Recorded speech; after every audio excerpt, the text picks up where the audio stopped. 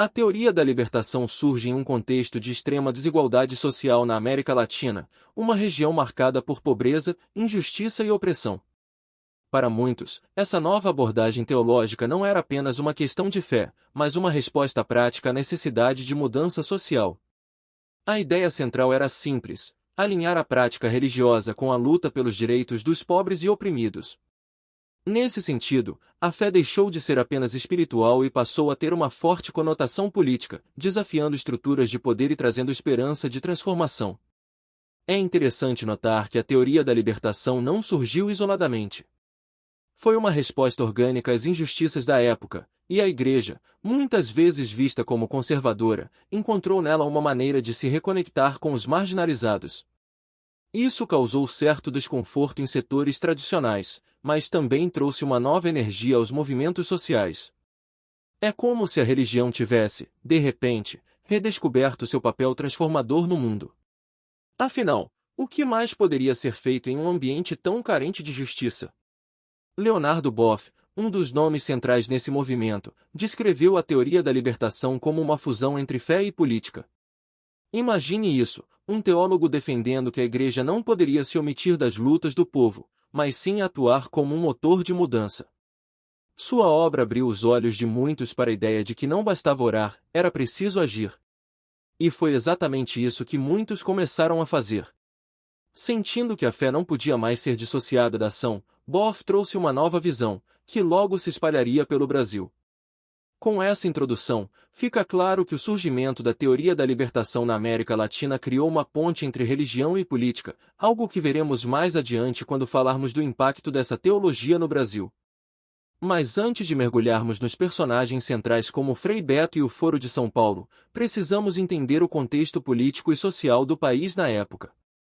Nas décadas de 60 e 70, o Brasil vivia sob o regime militar, um período de repressão política e censura. A desigualdade social era gritante, com uma elite privilegiada controlando a maior parte das riquezas, enquanto milhões viviam na pobreza. Essa realidade criou um terreno fértil para que a teoria da libertação encontrasse espaço e ressonância entre os que buscavam uma mudança social significativa. Em um país onde falar de política era perigoso, essa teologia trouxe esperança de que a transformação era possível. A Igreja, especialmente em comunidades pobres, tornou-se um ponto de encontro para aqueles que queriam lutar por uma vida mais justa. Imagine o impacto disso. Em meio ao medo e à opressão, surgia uma corrente teológica que incentivava as pessoas a não se calarem. Não era só uma questão de fé, era uma questão de sobrevivência. As comunidades eclesiais de base, CEBS, foram um exemplo claro de como a Igreja se organizou para resistir à repressão e apoiar os mais necessitados. Na prática, essa combinação de fé e resistência social teve um efeito poderoso, especialmente entre os movimentos populares que começaram a ganhar força. Ao invés de esperar por mudanças vindas de cima, o povo passou a se organizar de forma autônoma, impulsionado pela ideia de que a fé podia ser uma ferramenta de libertação. Isso se tornaria ainda mais evidente com a chegada de líderes como Frei Beto, que encarnaram essa luta por justiça. À medida que a teoria da libertação se enraizava nas comunidades brasileiras, o país começava a experimentar uma nova forma de mobilização social. E enquanto o cenário político continuava sombrio, figuras como Leonardo Boff e Frei Beto foram cruciais para dar voz a esse movimento. Leonardo Boff é, sem dúvida, uma das figuras mais emblemáticas da teoria da libertação no Brasil.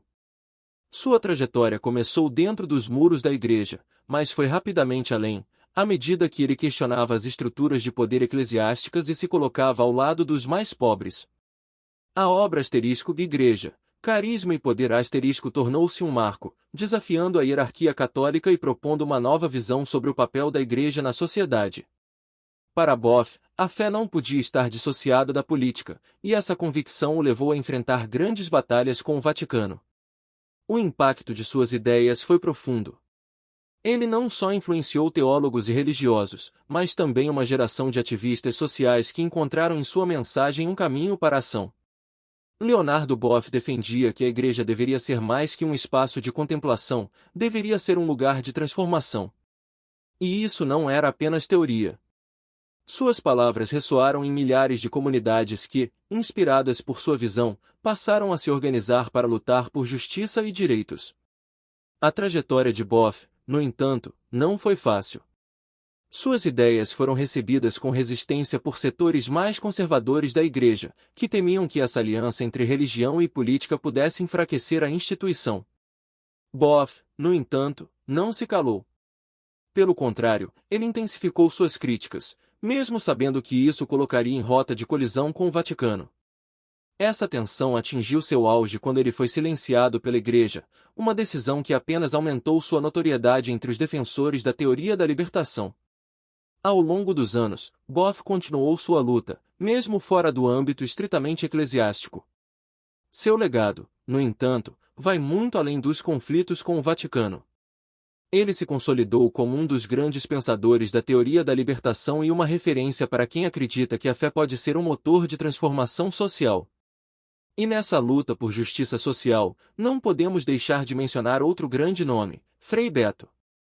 Frei Beto é uma figura central quando se fala em teoria da libertação no Brasil, conhecido tanto por sua atuação religiosa quanto por sua militância política. Frade dominicano, Beto sempre teve uma forte ligação com os movimentos populares, especialmente o Movimento dos Trabalhadores Rurais Sem Terra, MST, onde sua atuação foi decisiva na luta pela reforma agrária. A sua trajetória vai além da Igreja. Ele encarnou a luta por justiça social e os direitos dos mais pobres, trazendo a prática da teologia para o campo social e político. Sua obra e atuação são um exemplo vivo da conexão entre fé e ação. Ele acreditava que a teoria da libertação não poderia ficar restrita ao discurso teológico, era preciso que ela fosse aplicada em ações concretas. Foi assim que ele, por exemplo, ajudou a organizar comunidades, incentivando-as a lutar por seus direitos. Esse vínculo entre fé e política é um dos pilares de sua atuação, algo que o colocou na mira do regime militar, levando-o à prisão em várias ocasiões. Mas o que torna Frei Beto único é sua habilidade de transitar entre o mundo religioso e o político, sem perder a essência de sua mensagem. Ele sempre foi muito claro, a fé deve servir como um impulso para a ação. E foi exatamente isso que ele fez ao longo de sua vida.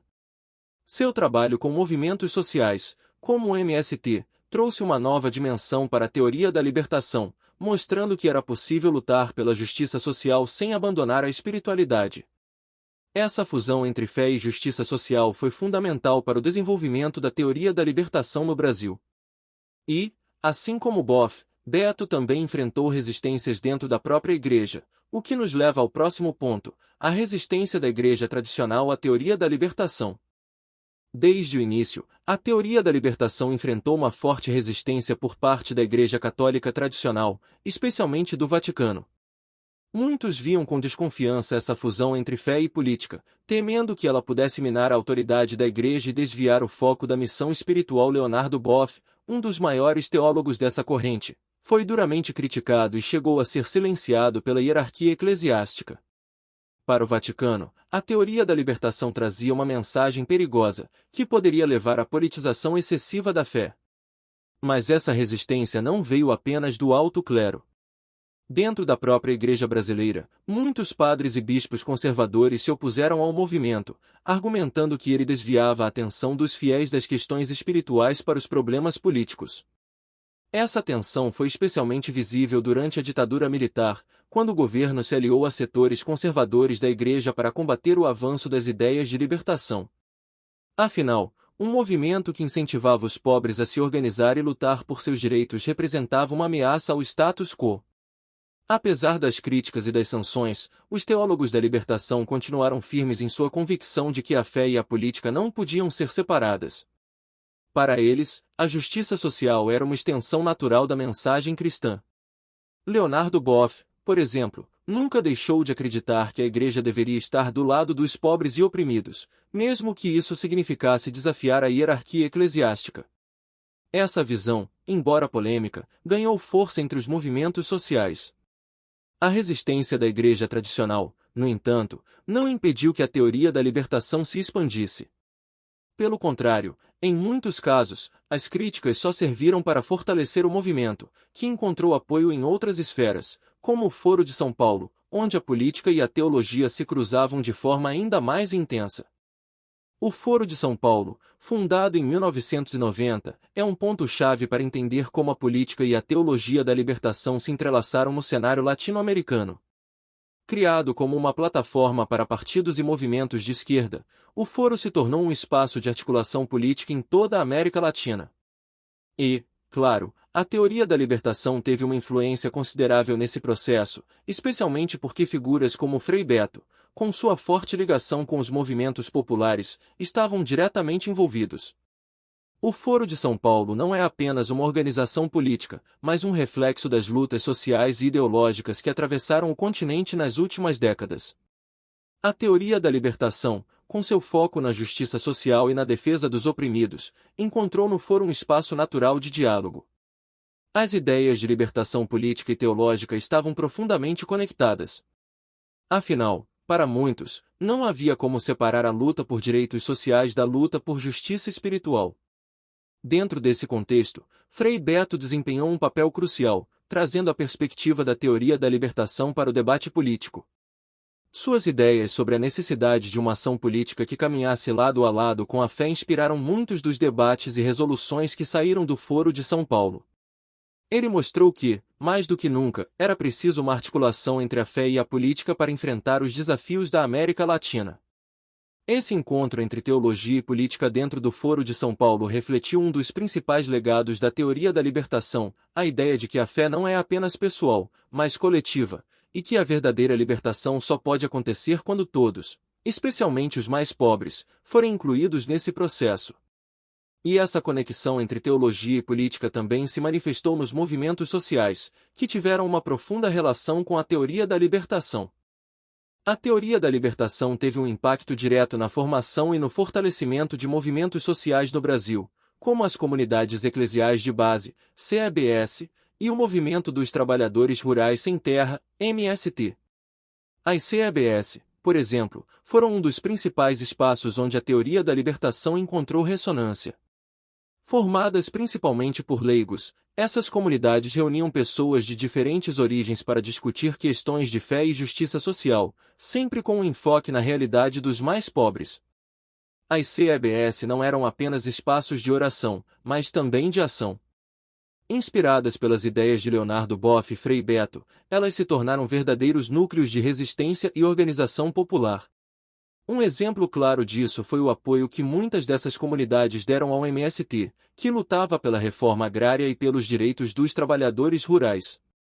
A teoria da libertação oferecia base teológica para essa luta, defendendo que a terra deveria ser distribuída de forma justa e que a Igreja tinha o dever de apoiar os mais pobres nessa causa. Frei Beto foi um dos grandes articuladores dessa aliança entre fé e movimento social.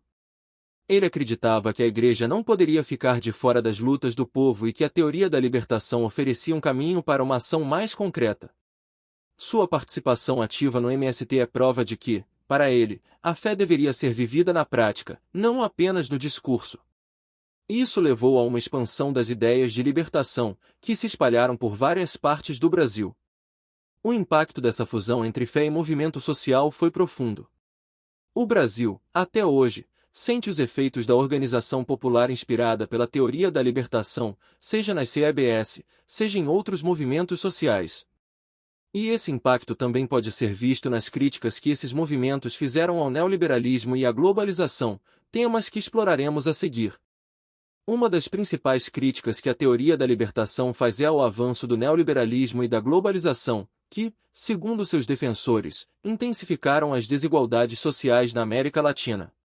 Leonardo Boff e Frei Beto, entre outros, foram incisivos em suas críticas a essas políticas econômicas, argumentando que elas favorecem apenas uma pequena elite e prejudicam os mais pobres.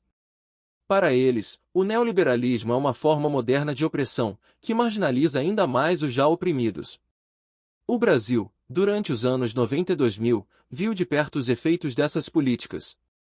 A privatização de empresas estatais, o corte de programas sociais e a abertura do mercado global causaram um aumento da desigualdade e da pobreza.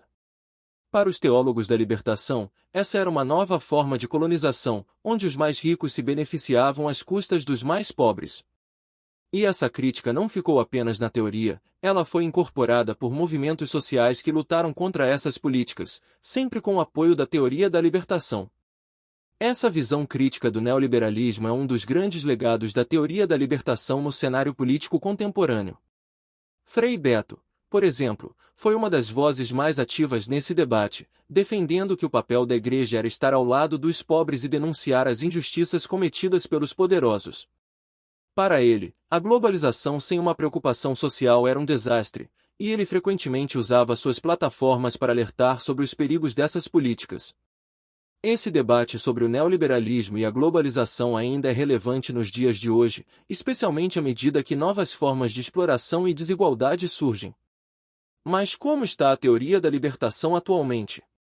Vamos explorar isso no próximo tópico. Hoje, a teoria da libertação não tem mais o mesmo impacto que tinha nas décadas de 70 e 80, mas isso não significa que ela tenha desaparecido. Pelo contrário, ela evoluiu e se adaptou aos novos tempos. No Brasil, ainda existem muitas comunidades eclesiais de base, CEBS, que continuam a promover a ideia de que a fé deve estar ligada à justiça social. No entanto, o cenário mudou, e a teoria da libertação teve que se reinventar para continuar relevante. Uma das grandes mudanças foi a inclusão de novas pautas, como as questões ambientais e os direitos das populações indígenas. Leonardo Boff, por exemplo, é hoje um dos grandes defensores da ecoteologia, que combina a teoria da libertação com uma preocupação com o meio ambiente. Para ele, a luta por justiça social não pode estar dissociada da luta por um planeta mais sustentável. Esse é um exemplo de como a teoria da libertação se transformou para continuar atual. Além disso, a relação entre fé e política continua sendo uma questão importante para muitos teólogos e ativistas. Embora o Vaticano tenha se distanciado da teoria da libertação em alguns aspectos, ela ainda encontra apoio em diversas comunidades e movimentos sociais. Frei Beto, por exemplo, continua sendo uma voz ativa nesse debate, sempre defendendo que a Igreja deve estar ao lado dos mais pobres e oprimidos. A teoria da libertação, portanto, pode ter perdido parte de seu ímpeto inicial, mas ela ainda é uma força importante no Brasil e em outras partes da América Latina. E isso nos leva à questão final: o que podemos aprender com essa teologia e como ela ainda pode nos ajudar a enfrentar os desafios do presente e do futuro? Chegamos ao ponto em que precisamos refletir sobre o impacto da teoria da libertação no Brasil e o legado que ela deixou. Esse é um tema que continua a gerar debates acalorados, tanto dentro da Igreja quanto fora dela. Será que a teoria da libertação ainda é relevante no contexto atual? Ou será que ela perdeu sua força diante de outras correntes teológicas e políticas? Essas são perguntas que exigem uma reflexão profunda e, acima de tudo, uma discussão aberta. O que fica claro é que a teoria da libertação não foi apenas uma moda passageira. Ela deixou marcas profundas na sociedade brasileira e, de muitas maneiras, ajudou a moldar o cenário político e social do país. Ao mesmo tempo, sua conexão com figuras como Leonardo Boff e Frei Beto mostra que a luta por justiça social ainda está longe de ser encerrada. Essas são questões que nos desafiam a pensar criticamente sobre o papel da fé na política e sobre o nosso compromisso com os mais pobres. Agora, é hora de ouvir a sua opinião. O que você acha da teoria da libertação? Ela ainda tem um papel a desempenhar no mundo de hoje? Deixe seus comentários abaixo e vamos continuar esse debate. E não se esqueça de curtir o vídeo, compartilhar com seus amigos e se inscrever no canal. Assim, você ajuda a manter esse diálogo vivo e relevante para todos nós. Vamos continuar aprendendo juntos e buscando soluções para as questões que mais importam.